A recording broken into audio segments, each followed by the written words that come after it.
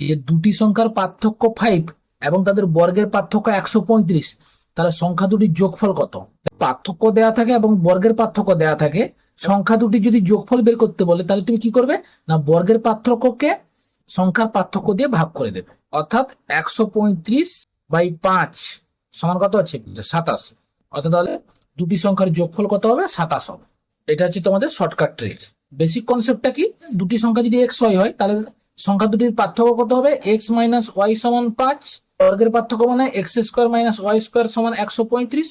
X square minus Y স্কোয়ারকে ভেঙে দাও, কি হবে x plus y x minus y সমান হচ্ছে 135 মাইনাস ওয়াই সমান কত 5।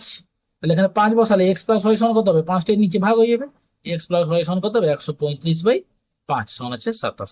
তাহলে এটা হচ্ছে বেসিক কনসেপ্ট। তো তোমরা সরাসরি ডাইরেক্ট এইভাবে করবে। তাহলে অপশন এ হচ্ছে রাইট আনসার। এই অঙ্কটা তোমাদের হোমওয়ার্ক থাকলো, কত অ্যান্সার হবে তোমরা কমেন্ট বক্সে লিখে জানাও।